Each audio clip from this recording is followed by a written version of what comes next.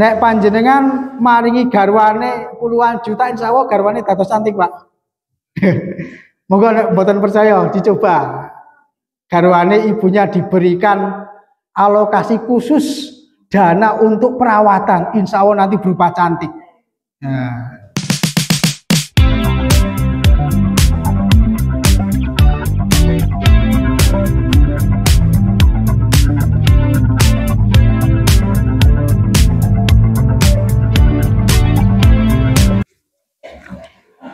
Bismillahirrahmanirrahim. Assalamualaikum warahmatullahi wabarakatuh.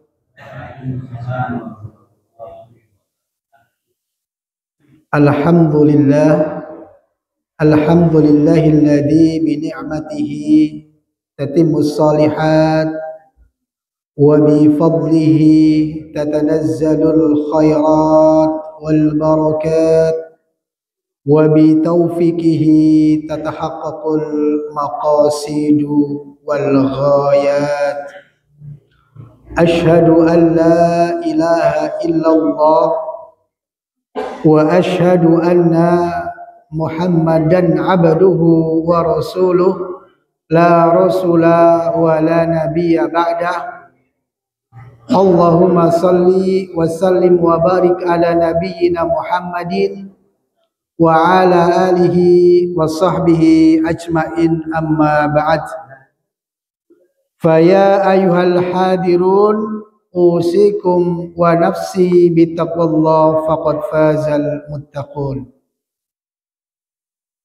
Jamaah kuliah subuh ingkang kaula mulyakaken, langkung-langkung dumateng para sesepuh bini sepuh, para alim ulama senior, dumateng khususipun pengurus pimpinan cabang Muhammadiyah Kandangan, pengurus takmir masjid lan sedaya-sedayipun ingkang boten saged kawula sepataken setunggal mawa setunggal, sumrambah dumateng para jamaah para rawuh kakung saha putri ingkang minulya.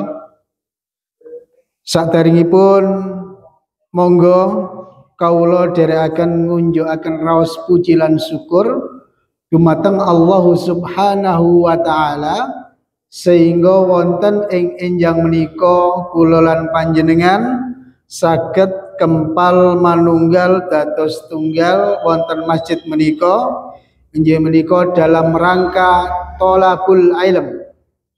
Napa niku? Yaitu mencari ilmu. Bapak dan Ibu yang dimuliakan oleh Allah Subhanahu wa taala, oleh karena itu yang pertama ini adalah rasa syukur kita yang senantiasa kita panjatkan kepada Allah Subhanahu wa taala yang telah memberikan berbagai kenikmatan yang luar biasa. Allah menika adalah Rabb, Tuhan yang Maha Pengasih tapi tidak pernah pilih kasih.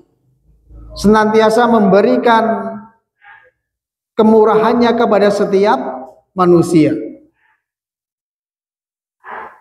Namun kadang-kadang manusia itu ingkar.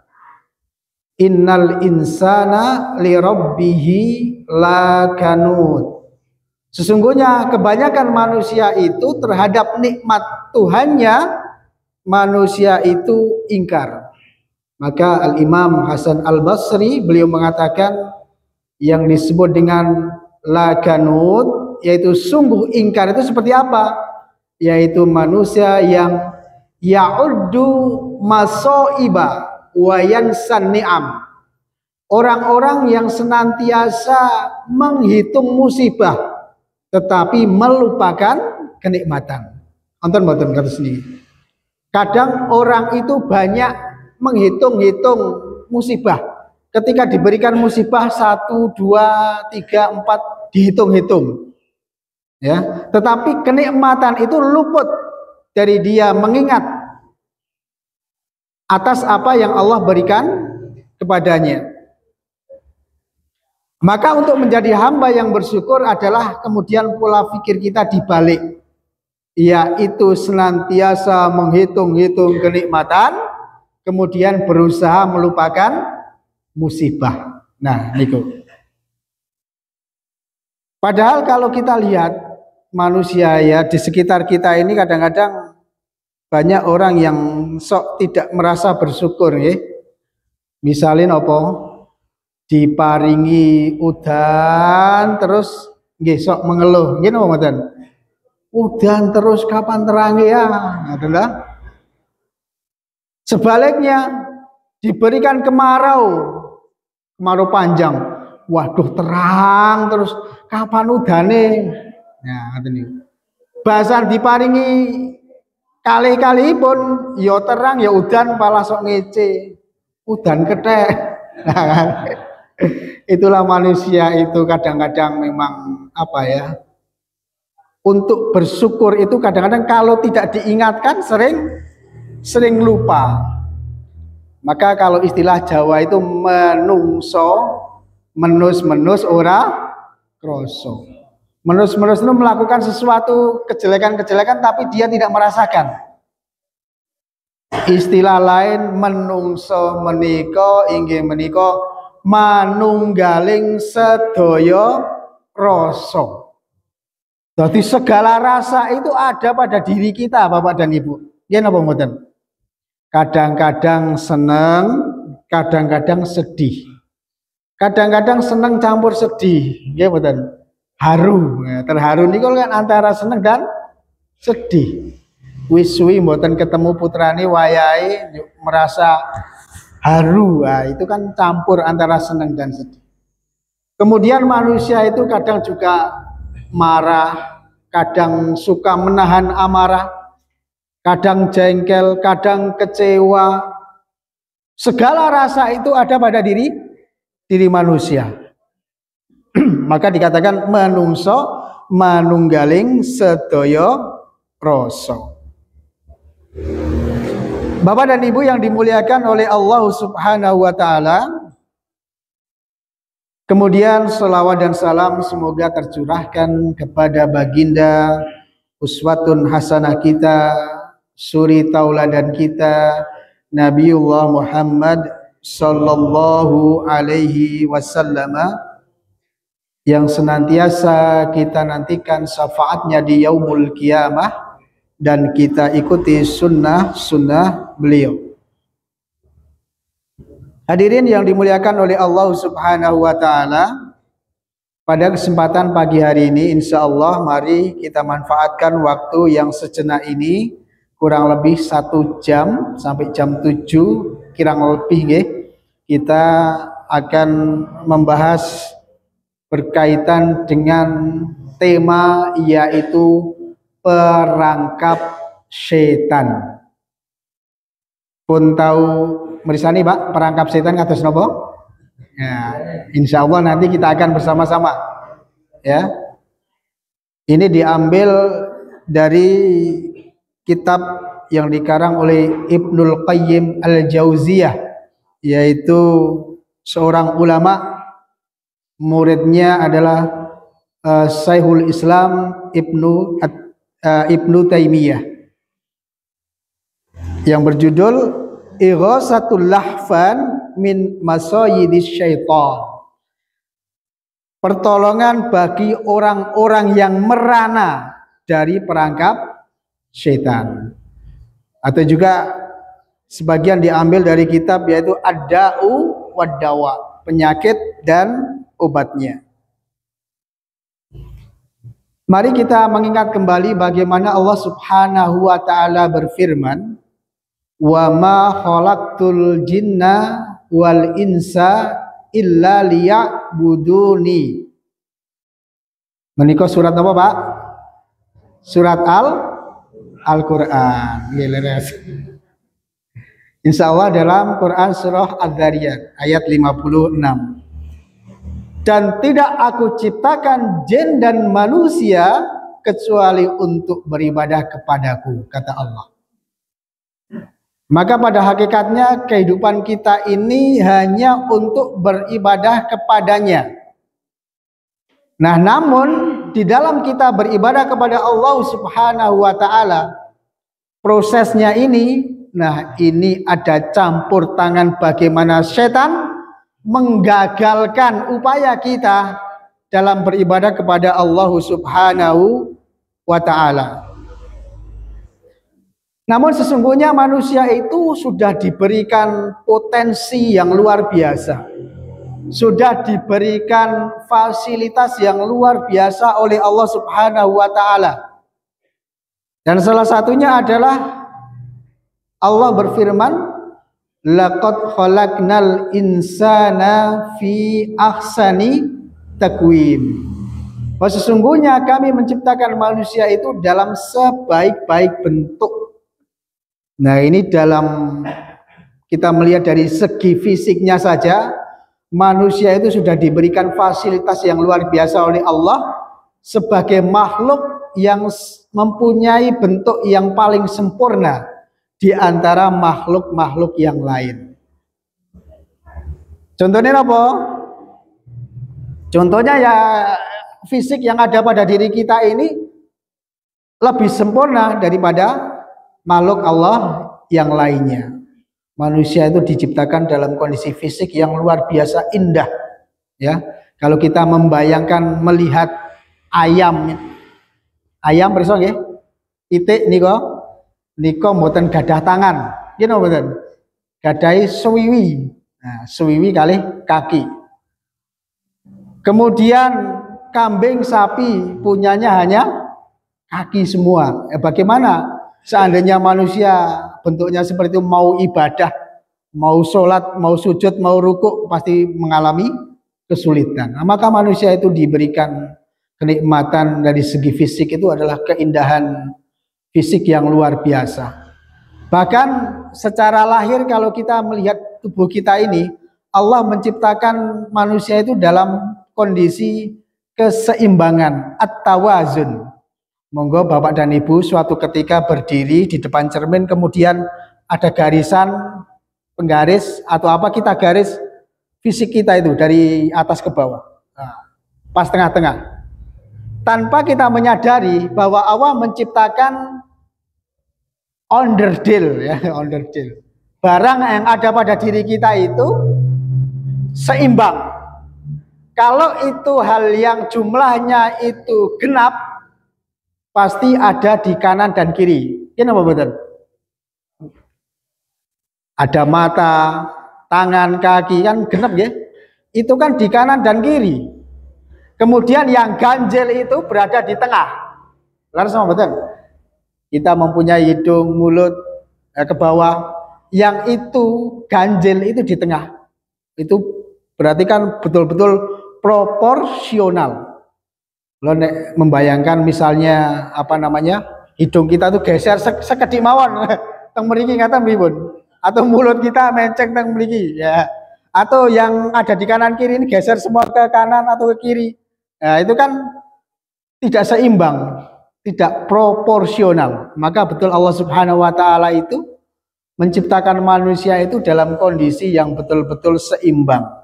Maka Allah katakan tadi fi ahsani taqwim, di dalam bentuk yang sangat sempurna. Bahkan Allah menciptakan pencernaan kita, mesin yang ada pada diri kita ini luar biasa. Manusia itu, kita melihat hewan, binatang, ada yang namanya hewan pemakan daging. Kenapa Pak? Singa, harimau, serigala, buaya. Niku nek diparingi rumput nggih boten purun. Karena memang kodratnya pemakan daging. Ada binatang pemakan tumbuh-tumbuhan. Nopo? Domba, kambing, sapi, kerbau, rusa, dan seterusnya. Ning kula lan panjenengan niku pemakan segala. Gini mboten? Gitu? Diparingi daging nopo melih kersa ngemel, gitu? Diparingi sayur-sayuran nggih biasane, buah-buahan nggih seneng. Nah, maka manusia itu pemakan segala. Kita membayangkan ini mesin kula panjenengan itu kok mboten bingung. Semuanya diproses, digiling, ya kan? Tetapi manusia itu ketika makan, ya itu kadang-kadang ya tergantung sama niki, napa niku? Fulus, uang ya. Kalau dulu orang zaman susah mau makan niku mereka sering mengatakan besok makan apa? Besok mau makan apa? Mergane napa? Masih belum mempunyai gambaran yang besok mau dimakan itu apa. Karena masih kekurangan apa niku? Makanan, kekurangan fulus mungkin kan. Jadi masih bingung. Besok mau makan apa? Tapi kemudian ketika manusia sudah diberikan kelebihan uang, rodok naik sedikit. Besok mau makan di mana? Nah, punya uang banyak, besok mau makan di mana? Di restoran, di angkringan, atau di tempat-tempat yang lain gitu kan. Ketika manusia sudah diberikan uang yang banyak, ganti lagi. Besok mau makan siapa? Ya kan? Objeknya sudah berganti. Tidak hanya makanan tetapi sudah mainan orang, besok mau makan siapa. Kemudian manusia itu juga diberikan akal yang luar biasa, yang sempurna. Meskipun secara fisik yang namanya hewan itu diberikan akal tetapi diberikan otak tetapi tidak berfungsi sebagaimana manusia. Maka manusia dengan diberikan akal itu, maka dikatakan manusia dengan akalnya bisa terbang lebih tinggi daripada burung. Gimana betul? Dengan akalnya, dengan teknologi manusia bisa naik pesawat terbang, bahkan ada yang menjadi astronot. Dengan akalnya manusia bisa menyelam lebih dalam daripada ikan. Gimana betul? Maka dengan teknologi yang ada, dengan ada namanya kapal peselam itu ya bisa menyelam ke dalam lautan. Itulah manusia dikaruniai akal. Dan dengan akal itu pula juga bisa merasakan keindahan. Kalau kita merisani onten napa niku kuda jaran. Niko pagi hari belum mandi, pakai kacamata, wah, kayaknya posisinya ganteng. Memakai sepatu gitu, kadang-kadang kuda ini memakai sepatu. Neng orang nganggo klambi. Orang nganggo celono. Nonton mboten kuda memakai baju. Nah, kalau kita melihat manusia ya wagu, manusia wis ganteng nggo kacamata, sepatune netis ning orang nggo celono. Nah, itulah perbedaan antara hewan dan manusia. Bapak dan Ibu yang dimuliakan oleh Allah Subhanahu wa taala, maka mari pada kesempatan pagi hari ini kita akan sedikit membahas berkaitan dengan perangkap syaitan. Bagaimana tahapan-tahapan setan itu menggoda manusia. Agar manusia itu bagaimana caranya bisa tersesat, bisa masuk dalam perangkap-perangkap setan.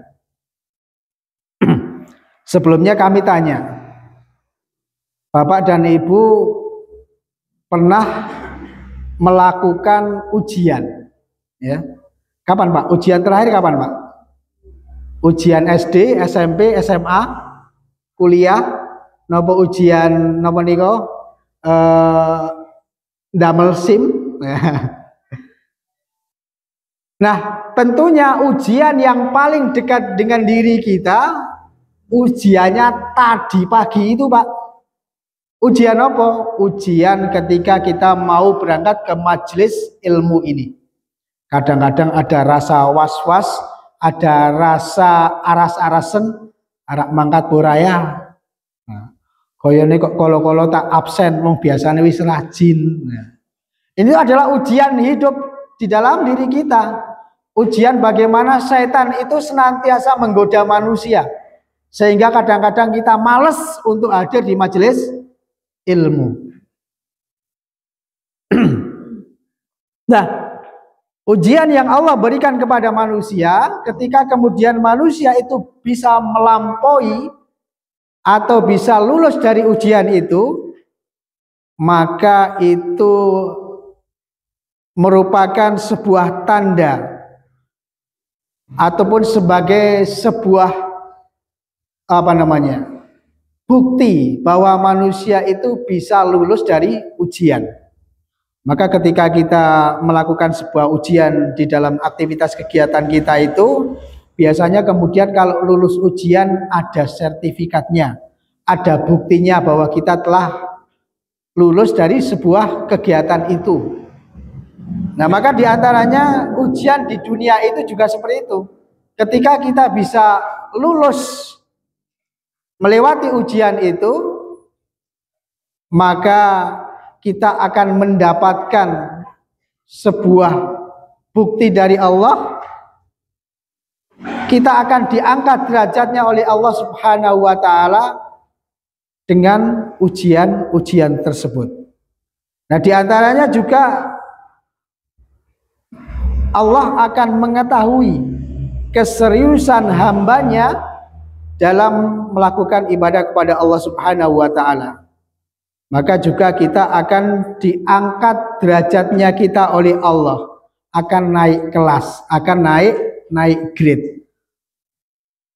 Pramila menawi kula lan panjenengan diberikan sebuah ujian, kemudian kita bisa melakukan dengan baik, maka kita anggap saja itu adalah bagian dari bagaimana Allah menginginkan kita menjadi makhluk yang lebih serius dan makhluk yang nanti akan bisa lulus dari ujian itu dan kemudian kita naik kelas.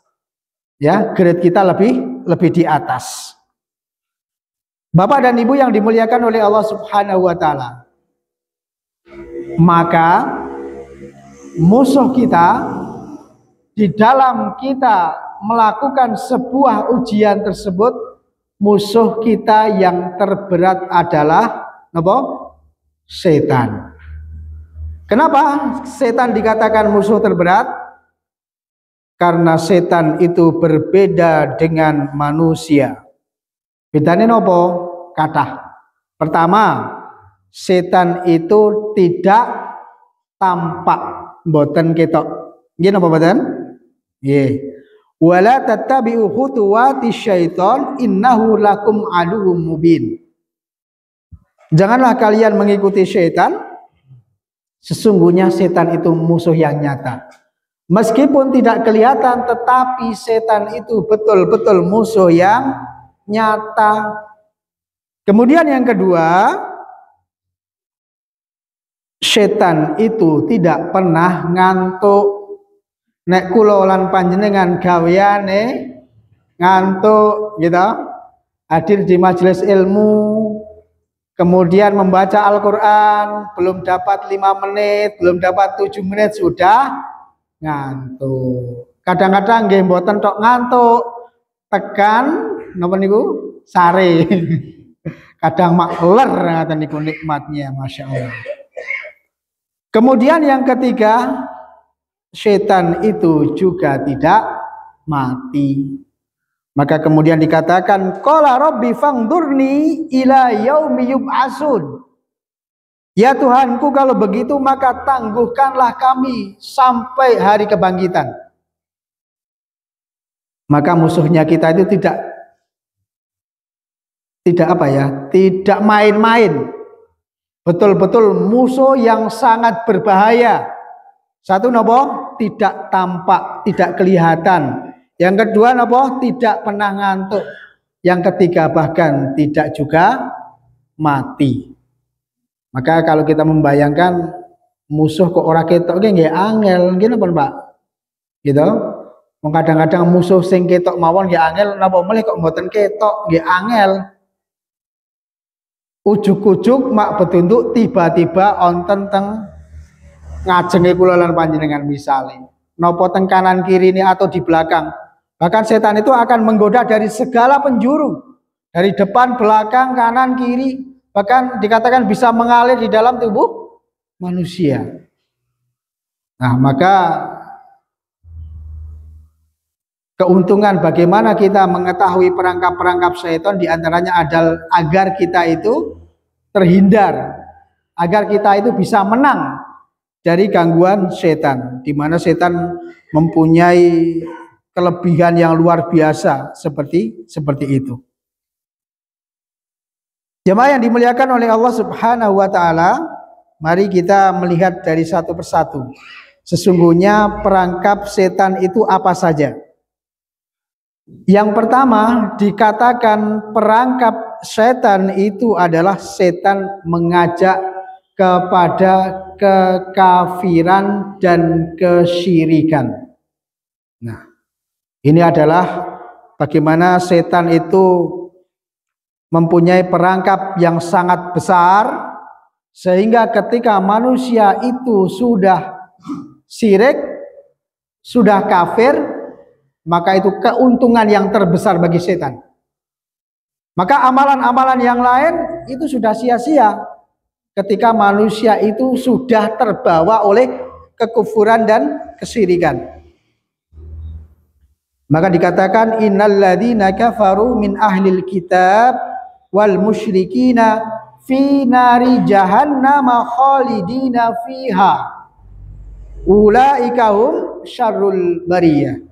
Sesungguhnya orang-orang kafir dari golongan ahli kitab dan orang-orang musyrik itu, mereka akan masuk ke neraka jahanam, mereka kekal di dalamnya, dan mereka itu adalah sejahat-jahatnya makhluk. Jadi nopo, perangkap yang pertama adalah kekufuran dan kesyirikan. Contohnya nopo? Contohnya adalah percaya kepada dukun. Dukun apa, Pak? Dukun apa kira-kira? Paranormal. Boten dukun bayi, dukun pijet, ini beten nggih. Nah niku boten apa-apa. Kalau jenengan membutuhkan jasa dukun bayi, dukun pijet, ndak apa, ndak masalah. Tetapi kalau dukun dalam arti adalah paranormal, tukang peramal, maka itu adalah bagian dari hal yang nanti bisa membawa kepada kekufuran dan juga kesyirikan. Ya, ada istilah cinta ditolak dukun bertindak. Ini bahaya. Kalau ada generasi muda kemudian tiba-tiba cintanya ditolak, kemudian pergi ke dukun, nah ini bahaya sekali, ya. Maka dikatakan dalam sebuah sabdanya, man ata arrafan fasa'alahu an syai'in lam yuqbalahu solatan arba'ina lailatan. Bahwa barang siapa yang mendatangi tukang ramal, kemudian dia bertanya kepada tukang ramal itu, maka dia sholatnya tidak akan diterima selama pinten 40 hari. Di dalam sabdanya yang lain, man ata kahinan au arrafan fasaddaqahu bima yaqulu faqad kafara bima unzila ala Muhammadin. Barang siapa yang mendatangi dukun atau tukang ramal, kemudian dia membenarkan apa yang dikatakan oleh dukun itu, maka dia telah berlaku kufur terhadap apa? Terhadap Al-Quran dan apa yang telah diturunkan kepada Nabi Muhammad Sallallahu Alaihi Wasallam. Maka ini adalah perangkap setan yang paling utama. Kemudian contoh berikutnya apa? Contoh berikutnya ya percaya kepada barang-barang yang mistik. Contohnya apa? Contohnya jimat. Wonten ingkang tasih percaya kali jimat? Mboten Pak? Mboten nggih? Mboten. Alhamdulillah. Namun barangkali di antara orang-orang yang ada di sekitar kita itu mungkin kadang-kadang masih ada yang percaya dengan adanya jimat niku. Tasih wonten mboten? Rawuh mboten teng mriki mboten insyaallah nggih. Ya kadang-kadang percaya pada jimat itu ada yang dipakai ada yang kemudian dicantelke teng pojok-pojok omah niko, teng mburi lawang dan seterusnya, menganggap bahwa suatu benda itu membawa manfaat atau membawa madharat. Nah, ini juga bagian dari bentuk bagaimana setan itu menggoda manusia. Nah, ketika manusia sudah percaya kepada hal itu, maka amalan manusia itu sudah tidak berguna, Pak. Ya. Dikatakan walau asraku lahabita anhum makanu ya'malun. Seandainya mereka menyekutukan Allah, niscaya lenyaplah dari mereka amalan-amalan yang telah mereka kerjakan. Pramila menawi onten tiang muslim ingkang tansah tasih percaya kalian jimat dan seterusnya, amalnya itu muspro. Wonten Pak Kaji ingkang sampun tindak haji umroh ping kopang kaping ngantek ping loro, ngantek ping telu, ngantek ping limo dan seterusnya, tetapi dirinya masih percaya pada jimat, maka ibadah hajinya tidak berguna. Ya. Itu yang pertama. Kemudian yang kedua, ketika kemudian setan itu tidak berhasil menggoda manusia, maka beralihlah pada perangkap yang kedua. Perangkap yang kedua adalah bid'ah. Napa? Bid'ah. Napa niku? Dikatakan oleh Imam Asy-Syatibi, beliau mengatakan yang disebut dengan bid'ah adalah thariqatun fid din muhtara'atun tudahi syar'iyyata yuqsadu bisuluki 'alaiha mubalaghatu fit ta'abudi lillah subhanahu. Bid'ah adalah sebuah tata cara yang dikaitkan dengan tata cara beragama yang diada-adakan, yang itu menyerupai syariat, dilakukan dengan maksud berlebih-lebihan dalam beribadah kepada Allah Subhanahu wa ta'ala.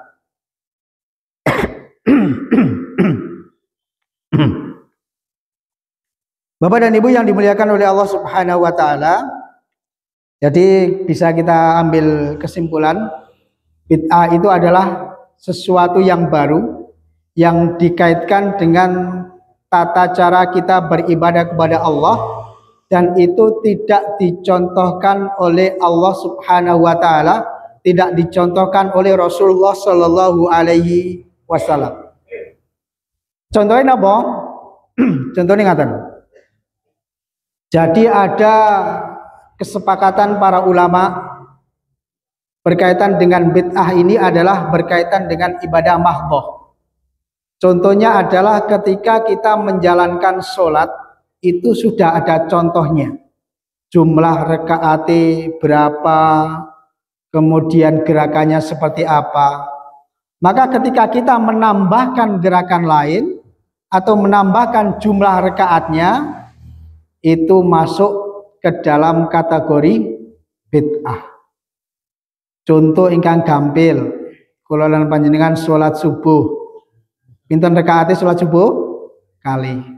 Kok tiba-tiba kemudian berpikiran, wuh subuh kuwi wektune dawa, saiki kala-kala selo tak tambahi rakaate, ya toh, tak tambah menjadi 4 rakaat misalnya. Nah, ini adalah kategori bid'ah. Atau mungkin waktu siang hari kula lan panjenengan mengerjakan sholat duhur. Sholat duhur itu waktune mepet, di saat manusia orang-orang itu sibuk. Kala-kala tak kurangi menjadi 2 rakaat. Sing 2 rakaat wis tak ijoli subuh mau. Nah, ini adalah perkara-perkara bid'ah. Dan ini sudah disepakati oleh ulama. Namun kemudian turun sedikit ke bawah, kita sebagai warga Muhammadiyah itu sangat berhati-hati kepada amalan-amalan yang tidak ada contohnya. Nah, di antara amalan-amalan yang itu nanti masuk ke dalam kategori bid'ah menurut Muhammadiyah, di antaranya adalah nyuwun sewu. Ini sampai luar mboten speaker mboten nggih. Ya, jauh nggih. Nah, ini ke dalam bagi kita. Ini termasuk kita melakukan seperti yasinan, tahlilan, yang tidak ada contohnya, kemudian dilakukan memperingati hari kematian dan seterusnya. Kemudian di situ ada juga kita menyebutkan kalimat-kalimat yang tidak ada tuntunannya. Contohnya di situ ada mempersembahkan ataupun menisbahkan, menyenderkan kepada Syekh Abdul Qadir Jailani dan seterusnya. Ini kan tidak ada contohnya di dalam Islam, maka menurut Muhammadiyah ini adalah masuk dalam kategori bid'ah. Termasuk juga barangkali ketika kita berziarah kubur, kita harus meluruskan niat kita. Kalau niat kita untuk mengingatkan kematian, maka itu boleh, bahkan juga bisa menjadi sunnah.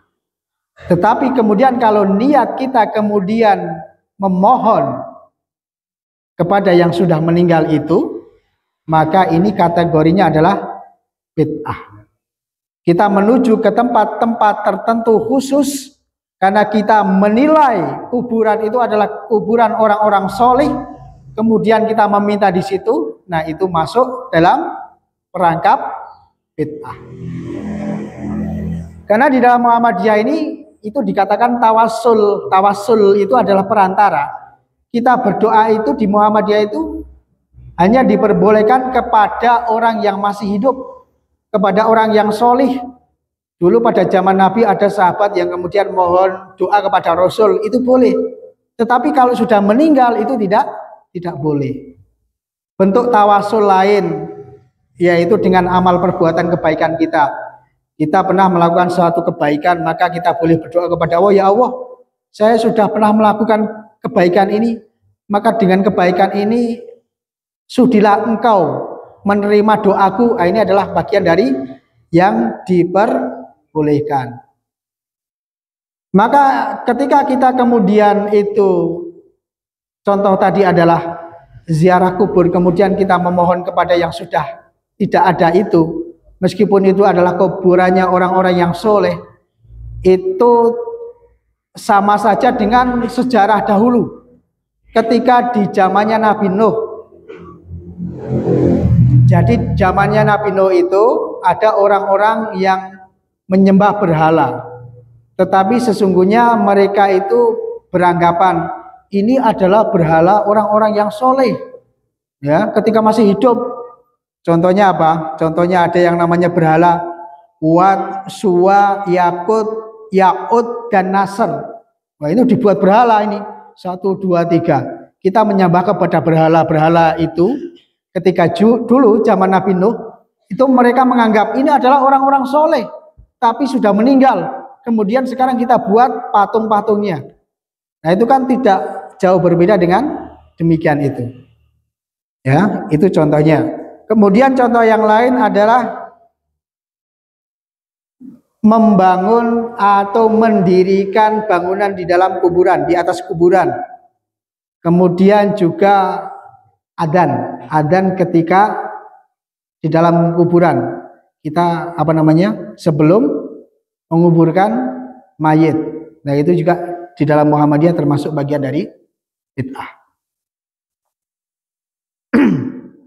Namun yang barangkali perlu kita siasati, yang perlu menjadi perhatian kita, itu di anggapan saudara-saudara kita di kelompok lain, di ormas lain, itu berbeda. Nah, inilah maka kemudian ini perlu kita sikapi. Kita berhadapan dengan orang-orang yang beda pendapat, ya sudah, kita perlu menghormati keyakinan mereka, tetapi kita harus kuat dengan apa yang sudah kita yakini, ya. Kita tidak harus kemudian serta-merta menyalahkan, membid'ahkan, mensesatkan, mengkafirkan, tidak, ya.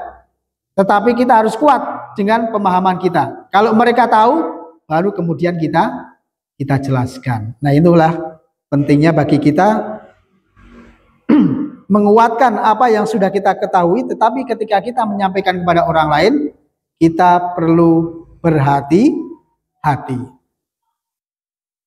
Bapak dan Ibu yang dimuliakan oleh Allah Subhanahu wa taala, kemudian memasuki perangkap berikutnya. Yang pertama tadi apa? Yang pertama tadi adalah kemusyrikan, kekufuran. Ketika kemudian perangkap itu tidak mempan, kemudian masuk ke perangkap yang kedua adalah bid'ah. Kemudian masuk perangkap ini kok tidak mempan, setan masih punya senjata banyak. Berikutnya adalah ketiga, diajak kepada dosa-dosa besar. Oh, mohon maaf saya tambahkan sedikit sebelum ke dosa besar. Dikatakan oleh Imam Sufyan As-Tsauri, bahaya dari bid'ah itu, al bid'atu ahabbu ilal iblis minal ma'siyah, al ma'siyatu yutabu minha wal bid'atu la yutabu minha. Ini Imam Sufyan As-Tsauri mengatakan bahayanya bid'ah ini adalah lebih dicintai iblis. Kenapa? Karena orang-orang kalau melakukan perbuatan yang nyata-nyata itu dosa, itu lebih mudah taubat. Tetapi kalau sudah melakukan bid'ah ini susah untuk taubat. Kenapa? Merasa hal itu adalah merupakan sebuah ibadah. Ya, mereka beralasan mungkin ini sudah ada contohnya dari kakek nenek moyang dahulu. Wis ket biyen kaya ngaten niki, angel niki. Nah, itulah perbedaannya. Maka bid'ah ini lebih dicintai oleh setan. Kemudian yang ketiga, yaitu manusia diajak kepada dosa-dosa besar. Nah, napa ingkang termasuk dosa-dosa besar niku, Pak, Bu? Membunuh, kemudian berbuat zina, kemudian apa melih? Durhaka kepada orang tua. Kemudian ada lagi nyuwun sewu, ini sering dilakukan oleh ibu-ibu. Seakan-akan dosa kecil tapi sesungguhnya ini dosa besar. Napa, Bu? Menggunjing. Napa niku? Ngerasani. Itu adalah bagian dari dosa besar. Buktinya napa? Buktinya Allah Subhanahu wa taala berfirman, "Ya ayyuhalladzina amanu ijtanibu katsiran minadh-dhon. Inna ba'da dhanni ismun. Wala tajassasu wala yaktab ba'dakum ba'dha." Dan jangan diantara kalian itu menggunjing sebagian yang lainnya. Menggunjing ini kalau bahasa agamanya kan disebut dengan ribah. Bahasa kerannya napa nggih? Gelendang. Napa boleh, Bu? Ngondo tonggone, ngerasani, pokoknya bahasa ini banyak nih. Nah, yang disebut dengan ghibah ini adalah Rasul mengatakan dzikruka ahoka bima yakrahu. Engkau menyebutkan, engkau menyampaikan sesuatu yang itu tidak disukai oleh saudaramu, meskipun itu nyata real. Contohnya ngunekke tonggone, wah tonggone dhewe sing gendut, sing gembrot nika. Padahal nggih pancen gendut tenan. Atau mungkin tonggone dhewe sing cilik ireng nika, nggih pancen cilik dan ireng tenan. Nah, itulah yang disebut dengan ghibah. Menyampaikan sesuai dengan yang nyata, tetapi sesungguhnya dia tidak suka untuk disebutkan hal itu. Kalau kita menyebutkan sesuatu yang tidak nyata, maka itu lebih parah lagi, namanya apa? Fitnah. Ya. Maka Allah Subhanahu wa taala menggambarkan orang yang gelendeng, orang yang ghibah itu seperti memakan bangkai saudaranya. Contohnya nopo menawi kula lan panjenengan misale ada kemudian saudara atau tetangganya yang meninggal. Kemudian ada orang yang mendekati mayat itu. Kemudian ngetok jempole dirijine diketok sekedik mawon dicekrik cekrik, kemudian dimasukkan ke dalam lepek atau piring, paringi kecap saus diaturke jenengan purun Pak. Monggo Pak didahar monggo kersa mboten? Kersa mboten Bu? Mboten. Nah itulah Allah itu sampai menggambarkan seperti itu. Namanya ghibah itu dosa besar seperti engkau tega memakan bangkai saudaramu. Ini tidak hanya sekedar memakan saudara, memakan bangkai saudara. Bahkan kita mengetahui yang namanya bangkai itu kan haram. Termasuk binatang itu kan haram bangkainya, ya betul. Hanya dua binatang yang halal darahnya, yang halal bangkainya. Kenapa Pak? Binatang laut sama belalang. Ya. Mari kita lanjutkan. Contoh bahkan pernah terjadi pada zaman Rasulullah. Rasulullah Shallallahu Alaihi Wasallam mempunyai istri lebih dari satu. Gimana betul? Panjenengan istri ini pinten Pak? Setunggal ya? Atau singgal ya?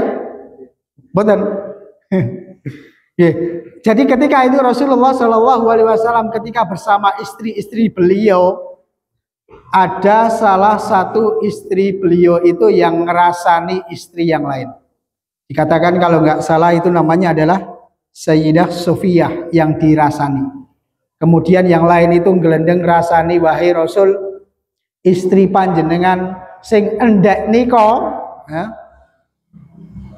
istri engkau yang berbadan pendek itu begini begitu dan seterusnya. Maka bagaimana Rasulullah mengatakan, laqad qulti kalimatan law muzijat bima'il bahri lama zajadhu. Sungguh sebuah kalimat, satu kalimat yang engkau lontarkan tadi, seandainya kalimat itu dicampurkan ke dalam lautan, lama zajadhu, satu kalimat itu akan merubah rasa air laut itu, akan merubah warna air laut itu, akan merubah warna rasa air laut itu. Jadi kita membayangkan satu gunjingan saja kalau dimasukkan ke dalam lautan itu akan mencemari lautan yang sangat luas itu. Teng lautan itu pinten liter Pak? Pun nate wonten sing ngukur. Dereng wonten nggih. Airnya begitu banyaknya mboten karuan. Itu dicampur dengan satu gunjingan saja itu bisa merubah warna, rasa, baunya bisa berubah. Apalagi nek gaweane saben dinten ngrasani. Gitu. Terus dikurangi nggih Bu nggih? Nggih. Anu sak tesih ngrasani tanggane mboten Bu? Mboten nggih. Mugi-mugi mboten wonten nggih. Nah, ketika kita tidak sadar dari hal itu, maka mari kita alihkan hal-hal yang ngerasani itu dengan hal-hal yang baik, karena ternyata ini merupakan perangkap setan, gitu. Kemudian yang ketiga adalah ketika dosa besar itu tidak kodal, maka masuklah ke perangkap berikutnya, diajak ke dalam dosa-dosa yang kecil. Ada sok meremehkan, wah ini dosa nganu kok, dosanya cilik kok.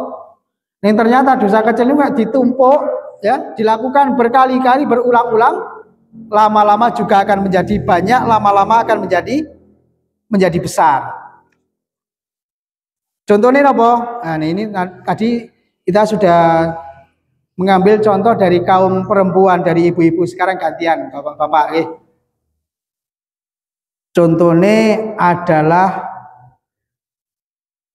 jela Napa niku jelalatan?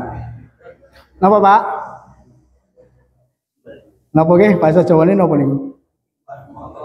Mengumbar mata kita, tidak menjaga mata kita. Jelalatan. Contohnya napa? Contohnya ya ketika kita memandang lain jenis kemudian dimasukkan ke dalam hati kita ya dengan memujinya atau mencelanya, maka Islam itu adalah agama yang betul-betul sempurna. Seorang perempuan itu kemudian disuruh untuk menutup auratnya biar tidak terjadi namanya memuji berlebihan atau mencela. Kadang-kadang kebanyakan manusia itu kalau sudah melihat itu, kalau enggak dua itu, misalnya melihat nyun sewu wanita yang cantik, yang bening, biasanya misalnya tidak menutup auratnya, itu memuji berlebihan. Waduh, ayu ini kok moblong-moblong ra karuan. Atau sebaliknya, nek niku mboten nutut aurat tetapi tidak indah, ngece, mencelanya. Wah, wis ora apik ora ditutupi ngaten gitu. Maka kemudian Islam menganjurkan untuk menutup aurat. Nah, Bapak-bapak yang dimuliakan oleh Allah Subhanahu wa taala, nah kadang-kadang dengan seseorang itu tidak menjaga matanya dari dia memandang lawan jenisnya, ini bisa menimbulkan dosa-dosa kecil yang bisa berakibat menjadi dosa besar. Yang kemudian juga berakibat kemudian berandai-andai, membayangkan dan seterusnya. Nyuwun sewu, memandang tetangganya, istri tetangga lebih cantik, seperti ada istilah apa nih kok? Rumput tetangga lebih hijau. Padahal mau ngerti nek rumput tetangga niku rumput plastik, gitu. Tetapi yang dilihat itu kayaknya, waduh, istri tetangga lebih cantik. Kemudian tidak menjaga pandangannya melihat ada artis lewat, cantiknya ra karuan, bojoku kok ora koyo artis ya. Napa jenengan artis, Pak? Nggih mboten, nggih pun kata niku. Padahal kalau kita membayangkan yang namanya artis niku modali kathah, Pak. Nggih napa mboten? Artis niku saged cantik ngoten niku, biaya perawatannya mahal. Setiap bulan niku puluhan juta, bahkan ratusan juta. Nek panjenengan maringi garwane puluhan juta, insya Allah garwane dados cantik, Pak. Moga nek mboten percaya dicoba. Garwane ibunya diberikan alokasi khusus dana untuk perawatan, insya Allah nanti berupa cantik. Nah, kira-kira nek saat ini panjenengan pun jatah garwane khusus damel perawatan pinten juta, Pak? 5 juta atau 10 juta? Napa aku pokoknya onone sakmono, cukup ora cukup dicukup-cukupke. Ngaten, Bu? Oh nggih nika ngaku nggih ngaten niku. Ternyata untuk cantik itu butuh ragat, gitu. Nah, terus nek kula lan panjenengan mboten ngragati nggih sakantene nggih pun diterima apa adanya, ya. Seperti itu. Nah, Bapak Ibu yang dimuliakan oleh Allah Subhanahu wa taala, dan kadang-kadang maka kemudian timbul pertanyaan, kalau begitu kemudian perempuan dandan itu nopo enggak boleh? Ya boleh-boleh saja dan sangat dianjurkan sebenarnya. Tetapi dandannya itu dalam rangka menyenangkan suaminya. Ning sakniki niki kadang-kadang sok kualik, nek dandan nek do ngarep tindakan. Nggih napa mboten, Pak? Nggih. Nek arak kondangan, arak arisan niku wajan wangine mboten karuan. Bedaan, gincunan, eyeshadow dan seterusnya. Ning nek teng omah kadang-kadang sok ngelomprot kados memedi sawah mboten tahu ganti dastre nyun sewu. Wonten mboten niku? Kadang-kadang sok onten ngaten niku. Pagi bau kecut, siang bau kecut, malam bau kecut, hari selanjutnya bau sangit. Nah, maka hal-hal itu kemudian barangkali perlu menjadi evaluasi buat Bapak dan Ibu menyadari semuanya gitu kan, agar di dalam rumah tangga itu tidak terjadi hal-hal yang tidak diinginkan. Salah satunya adalah godaan laki-laki tadi adalah dia sering mengumbar pandangannya. Nah, itu yang ke berapa? Kelima. Wah, ini pun kelas sekali. Ya, kita lanjutkan sedikit ya. Itu yang ke berapa tadi? Keempat ya. Keempat. Ya. Kemudian yang kelima kita teruskan sedikit adalah disibukkan dengan perkara-perkara yang mubah. Contohnya apa? Contohnya perkara-perkara yang boleh itu ya seperti hobi, olahraga, bermain, kemudian makan, minum, itu semuanya boleh. Tetapi kemudian ketika manusia disibukkan dengan hal-hal yang mubah, tapi kemudian lupa waktu, wayai sholat lali, wayai itu bekerja lupa dan seterusnya, maka ini juga merupakan perangkap setan yang berikutnya. Kemudian yang keenam, manusia itu disibukkan ke dalam amalan-amalan yang kurang afdol. Padahal ada amalan-amalan yang lebih afdol. Contohnya apa? Contohnya misalnya kita melakukan hal-hal yang sunnah, seperti sholat malam, seperti mungkin takbiran di malam Idul Adha, malam Idul Fitri, tetapi kemudian kita lupa mengerjakan sholat subuh berjamaah di masjid bagi bapak-bapak. Sayan, nah ini sayan. Misalnya on tetanggane melehake, pade kok wow mboten ketinggal subuh teng masjid. Oh iya, mau bengi kue tahajud sing diwaca ayate akeh, kusuk njuk lali keturun, lali ora salat subuh. Nah, ini kan adalah hal-hal yang salah. Atau mungkin sering terjadi ikut takbiran keliling sampai malam, ngelembur, kemudian lupa kewajibannya menjalankan sholat subuh berjamaah di masjid. Atau mungkin kegiatan yang lainnya, ya, yang itu sebenarnya sunnah, tetapi kadang-kadang kemudian kita melalaikan dari kita melakukan sesuatu yang lebih wajib, maka ini juga bagian perangkap dari setan. Nah, ini Bapak dan Ibu yang dimuliakan oleh Allah Subhanahu wa taala, hal-hal yang menjadi perangkap setan. Setan mempunyai perangkap-perangkap bagaimana kemudian agar manusia itu bisa terbawa kepada bujuk rayu setan. Oleh karena itu, dengan kita memahami, kita mengetahui dari perangkap-perangkap setan ini, mudah-mudahan kita kemudian menjadi tahu, kita menjadi paham, dan kemudian kita berusaha untuk bisa menghindari hal ini.